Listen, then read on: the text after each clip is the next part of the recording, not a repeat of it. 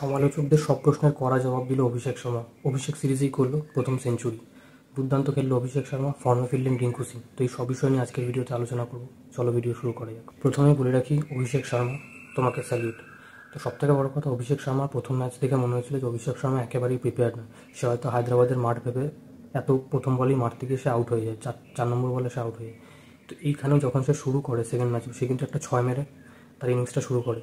আর সে প্রথম দিকে একটু ধরে ধরে খেলছিল, 24 বলে 28 রান করে, কিন্তু তারপরে মোটামুটি 23 বলে সে 72 রান করে, বাকি 72 রান করে, 8টা 6 এবং 7টা 4 মারে। তো লাস্ট যে 50টা মারে সেটা 13 বলে আসে। প্রথম 50টা 33 বলে এবং সেকেন্ড 50টা 13 বলে আসে। তারপরে 47 বলে 100 রান করে সে আউট হয়ে যায়। এক একটা মার দেখে মনে হচ্ছিল প্রত্যেকটা সমালোচক, ইনক্লুডিং মি, তো সবাইকে একদম কড়া জবাব দিচ্ছিল অভিষেক শর্মা। আর অভিষেক শর্মা এক একটা শট, মানে অফ স্টাম্পের বাইরে বল দিচ্ছে মারছে 6, অফ স্টাম্পের বাইরে বল দিচ্ছে লেগে 6 মারছে। তো দুর্দান্ত শট ছিল। আর সবথেকে বড় কথা, অভিষেক শর্মা শুধু না, অভিষেক শর্মার সাথে ঋতুরাজ গায়কোয়াড়ও কিন্তু ফর্ম দেখায়। সেও প্রথম দিকে ধরে ধরে খেলছিল, কিন্তু অভিষেক শর্মা যখন আউট হলো তারপর সে তার অ্যাক্সেলারেটে পা দেওয়া শুরু করলো। এরপর আমরা রিঙ্কু সিং, তো গত 2 মাস ধরে আমরা রিঙ্কু সিংকে সেই ফর্মে দেখতে পাই না। সবাই এক্সপেক্ট করছিলাম রিঙ্কু সিং বিশ্বকাপ খেলবে। প্রথম ম্যাচে সে 0 রান করে আউট হয়ে যায়, ঋতুরাজ গায়কোয়াড়ও 0 রান করে আউট হয়ে যায়, এবং অভিষেক শর্মাও ঠিক 0 রান করে আউট হয়ে যায়। রিঙ্কু সিংকে দেখে মনে হচ্ছে এখন সে ইন্ডিয়াতে খেলার জন্য সম্পূর্ণরূপে প্রিপেয়ার্ড। শিবম দুবের আগে রিঙ্কু সিংকে কিন্তু চান্স দেওয়া হচ্ছেই সিরিজটাতে, আর রিঙ্কু সিং সেটাকে প্রমাণও করেছে। 22 বলে 48 রান করে। এটা 6 দেখে মনে হচ্ছিলো একদম কড়া জবাব দিচ্ছে, মানে আর তারপর আমাদের বাহুবলী এইসব সিনেমায় ভিলেনদেরকে যেমনভাবে মারছিল হিরোরা, সেই লেভেলের মার মেরেছে রিঙ্কু সিং, অভিষেক শর্মা, ঋতুরাজ গায়কোয়াড়। শুভমান গিল তাড়াতাড়ি আউট হয়ে যায়, তো সেটা একটা বাজে বিষয়। বাকি সব কিছু যদি দেখতে যাই তাহলে যশস্বী জয়সওয়াল আসলে এটা একটা চ্যালেঞ্জিং বিষয় হবে যে কাকে চান্স দেবে, রিঙ্কু সিং, অভিষেক শর্মা না যশস্বী জয়সওয়াল। অন্যদিকে Shubman Gill as a captain, সে তো খেলবেই, তার ফর্মটাও ঠিকঠাক ভালো যাচ্ছে না। দেখার বিষয় যে রোহিত শর্মা, বিরাট কোহলি যাওয়ার পর কারা আসতে চলেছে। ম্যাচে টসে জিতে ইন্ডিয়া, এবং টসে জিতে ইন্ডিয়া ব্যাটিং করার সিদ্ধান্ত নেয়। গত ম্যাচে যে ভুলটা ইন্ডিয়া করেছিল, টসে জিতে ফিল্ডিং করার সিদ্ধান্ত নিয়েছিল, এই ম্যাচে সেটা করে না, সে টসে জিতে ব্যাটিং করার সিদ্ধান্ত নেয়। তো ব্যাটিং করতে নেমে গিল তাড়াতাড়ি আউট হয়ে যায়, এবং অভিষেক শর্মা 47 বলে 100 রান করে।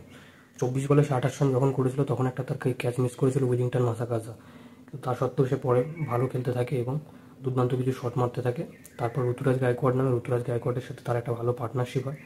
তারপর অভিষেক শর্মা আউট হয়ে গেল রিঙ্কু সিং নামে, এবং যেমনটা বললাম রিঙ্কু সিং খুব মার মারে এবং 22 বলে 48 রান করে। তো সব কিছু মিলিয়ে ইন্ডিয়া করে 234 রান, 2 উইকেট হারিয়ে 20 ওভার শেষে। এটা একটা মানে ইনক্রেডিবল টোটাল ছিল। তারপর যখন জিম্বাবুয়ে ব্যাট করতে নামে, তো জিম্বাবুয়ের বেনেট খুব ভালো শুরু করে, সে 8 বলে 26 রান করে, কিন্তু সে মুকেশ কুমার বলে পরের বলেই আউট হয়ে যায়। মুকেশ কুমার ভালো বল করে, সে 4 ওভারে 4 বলে 37 রান দিয়ে 3টে উইকেট নেয়। এছাড়াও পরে যখন আবেশ খান বল করতে আসে, সেও কিন্তু 3টে উইকেট নেয় 3 ওভারে 15 রান দিয়ে। এছাড়া রবি বিষ্ণু আবারও সে ভালো বল করে, এবং সে কন্টিনিউয়াসলি ইন্ডিয়ার দরজায় নক করছে। সে কিন্তু ভালো পারফরমেন্স দিয়ে ইন্ডিয়া টিমের মেইন 11-এ চান্স পাওয়ার জন্য একজন প্রবল দাবিদার হয়ে রয়েছে রবি বিষ্ণু। আর রবি বিষ্ণু সেটা বারবার প্রমাণ করেছে, আগের ম্যাচেও ভালো পারফরমেন্স দিয়েছে, এই ম্যাচেও ভালো পারফরমেন্স দিয়েছে। অন্যদিকে ওদের কথা যদি বলি, জিম্বাবুয়ের জংগুয়ে ভালো খেলে, আর জংগুয়ে মোটামুটি 29 রান মতন করে। আর ওদের মধ্যে ম্যাডেভেরে যে রয়েছে সে 43 রান করে, কিন্তু তা সত্ত্বেও ইন্ডিয়ার বলাররা দুর্দান্ত বোলিং করে। শুভমান গিল কিন্তু শুরুটা মুকেশ কুমার এবং অভিষেক শর্মাকে দিয়ে করে।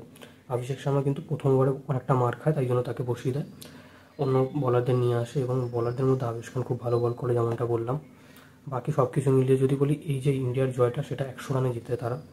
তো এটা একটা কড়া জবাব ইন্ডিয়ার সমালোচকদের, এবং যারা যারা বলছিল যে এই যে টিমটা রয়েছে তারা ভালো পারফরমেন্স করতে পারবে না ফিউচারে গিয়ে, এমন আমিও বলেছিলাম আগের ভিডিওতে, তারা ওভার কনফিডেন্স হয়ে গেছে। যেটা তাদের মুখে সত্যি কড়া একটা জবাব দিল।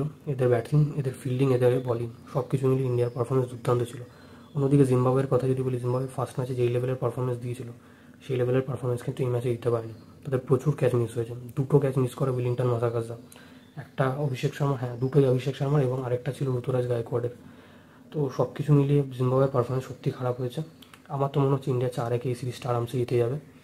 আপনাদের কি বক্তব্য কমেন্ট সেকশনে লিখে জানান, আর আপনাদের কালকের পারফরমেন্স কেমন লাগলো ইন্ডিয়া, সেটাও কমেন্ট সেকশনে লিখে জানান।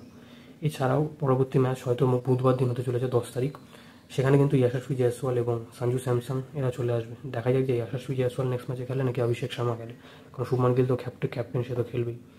এটাই দেখার বিষয়। তো এই ছিল আজকের ভিডিওটা ভালো লেগে থাকলে লাইক করো, শেয়ার করো, চ্যানেলটাকে সাবস্ক্রাইব করে বেল আইকনটা বাজিয়ে দাও। দেখা হচ্ছে পরের ভিডিওতে। বাই।